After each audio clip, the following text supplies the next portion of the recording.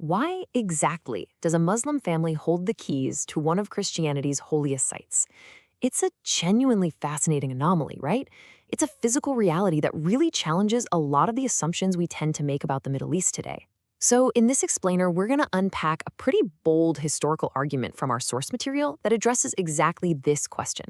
Today, we're going to impartially chart the claims made in a recent article published by Islamic Civilization. This piece dives deep into a 1,500-year history of Christians living under Islamic rule, and it directly challenges the prevailing modern narratives about religious persecution in the region. It's a really compelling look at how history is framed, and we're going to break down their specific arguments piece by piece. All right, let's take a quick look at our roadmap. First, the modern context. Second, the core argument. Third, historical testimonies. Fourth, the keepers of the keys. And finally, an exception addressed. Let's get right into it. Section 1, the modern context, a threat of extinction. The source article actually launches its historical analysis by acknowledging a very real present-day anxiety. The author frames their whole argument around a striking 2018 quote from Justin Welby, the Archbishop of Canterbury. He said, "Christians face daily the threat of violence, murder, intimidation, prejudice, and poverty, the threat of imminent extinction." The article uses this to establish that, yes, the extreme suffering of Christian communities in the Middle East is an undeniable modern reality. But, and here's where the article pivots, and where our explainer really takes off, it's all about diagnosing the root cause of that suffering. Which brings us to Section 2, the core argument, rule and protection. The source piece directly rebuts the popular idea that intrinsic Islamic sentiments or historical Islamic rule are to blame for this modern persecution. The author's central thesis draws a really stark contrast.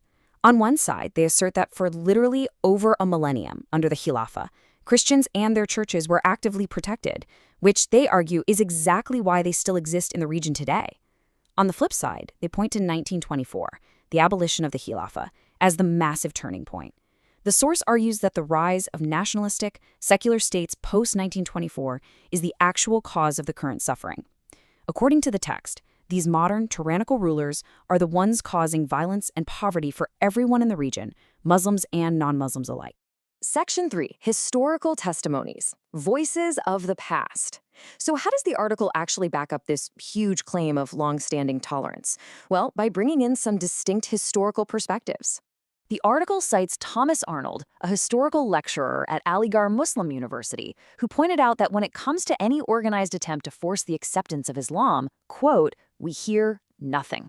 The source uses Arnold's broader argument to highlight that historically, the caliphs had the absolute power to easily sweep away Christianity, much like other religious purges we saw in Spain, France, or England during similar eras, but they didn't. Arnold argues that the very survival of isolated Eastern churches, which had absolutely no outside powers protecting them, acts as incredibly strong proof of a generally tolerant attitude from historical Muslim governments.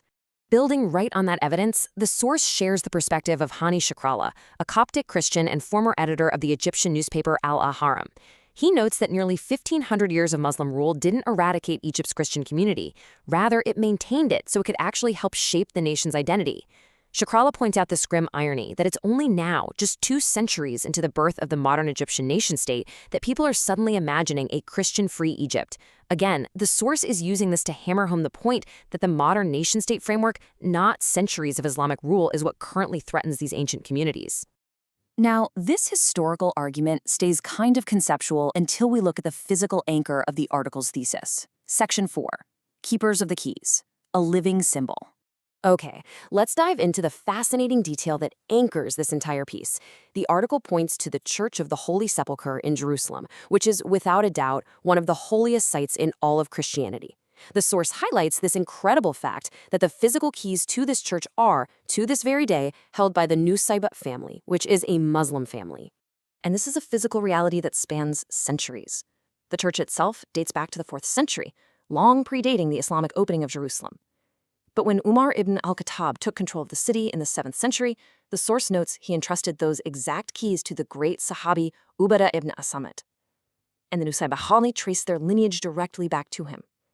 The author uses this uninterrupted, ongoing arrangement as a living, physical symbol of interfaith history and protection under Islamic governance. It's a beautifully tangible piece of evidence supporting their broader claim. However, as we all know, history is rarely perfectly smooth. Section 5. An exception addressed. The events of 1009. Here, the source tackles a glaring counterexample to their thesis head-on. The year 1009. The article openly acknowledges that in this specific year, the Fatimid Emir al-Hakim bi Amr al-Allah actually ordered the destruction of the Church of the Holy Sepulchre. Obviously, this seems to directly contradict that whole idea of continuous protection we just talked about. So how exactly does the source reconcile this? Well, the crucial point the source makes here relies on the concept of Muslimah, which is an act of oppression or injustice that is explicitly prohibited in Islam. The article categorizes the emir's destruction of the church strictly as a Muslimah, pointing out that this was a totally illegal act under Islamic law. The author also notes that al-Hakim's own son, Ali az-Zahir, actually redressed this Muslimah when he came to power, allowing the church to be fully restored. So the argument here is that actions blatantly violating Islamic law shouldn't be used to define Islamic law itself. To bring all of these structural arguments together, let's quickly look at the key takeaways. The article asserts that 1,400 years of history shouldn't be judged by anomalies like the events of 1009. It claims a solid millennium and a half of historical tolerance, citing the very survival of these churches as physical proof. It categorizes historical anomalies as prohibited oppression, and ultimately, it links modern threats against Christians directly to post-1924 secular and nationalistic states, not to the historical Caliphate. And this brilliantly illustrates our final thought for today, because regardless of where you stand on the issue, the author's framing forces us to look past our modern assumptions.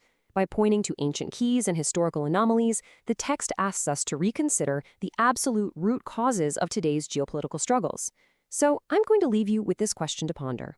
How does viewing 1,500 years of history through this specific lens reshape your understanding of modern Middle Eastern conflicts? Think about that for a bit, and as always, keep digging into the sources.